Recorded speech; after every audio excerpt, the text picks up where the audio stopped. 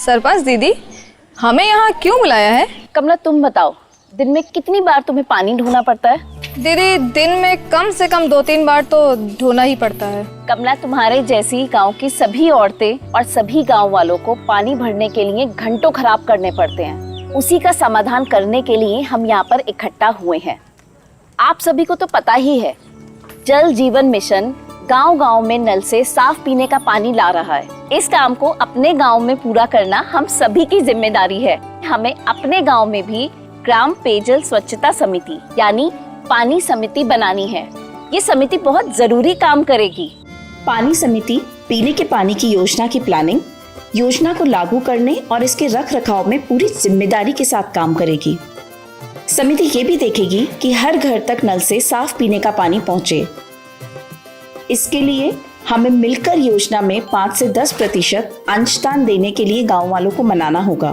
पहाड़ी और जंगली इलाकों, पूर्वोत्तर और हिमालयी राज्यों तथा 50% से ज्यादा SC/ST आबादी वाले राज्यों को पानी समिति के लिए 5% अंशदान देना होगा, जबकि बाकी गांव के लिए जन भागीदारी का हिस्सा परियोजना की लागत का 10% होगा।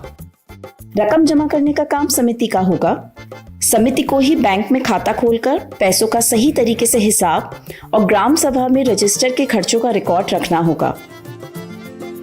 पीने के पानी की योजना के रखरखाव, नए कनेक्शन देने और पाइपलाइन को ठीक करने, पंप ऑपरेटर, प्लम्बर नियुक्त करने जैसे काम भी समिति को ही करने होंगे। अरे सरपंच दीदी, पानी समिति का काम तो बहुत जिम्मेदारी वाला है। इसके लिए तो कई लोग चाहिए। क्या हमें भी इस समिति में जगह मिलेगी?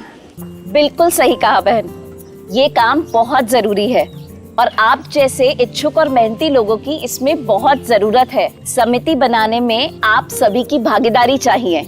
पानी समिति में 10 से 15 सदस्य होंगे और उनमें से एक अध्यक्ष चुना जाएगा। समिति के 25% सदस्य पंचायत के लोग होंगे।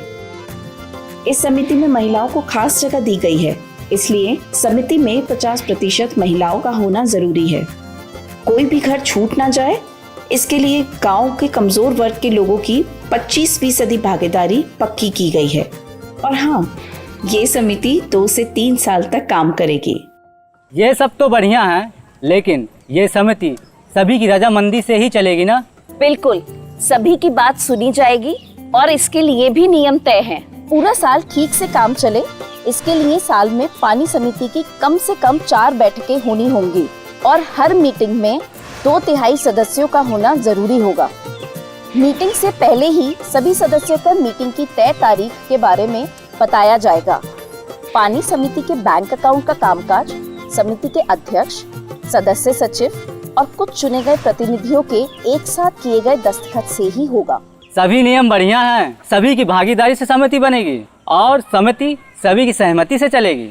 बिल्कुल भाई, हर घर जल योजना हमारे गांव के लिए है, तो गांव के सभी लोगों को मिलकर फैसले और काम करना चाहिए। क्यों, है ना? हम सभी मिलकर काम करेंगे और हर घर में होगा नल से जल।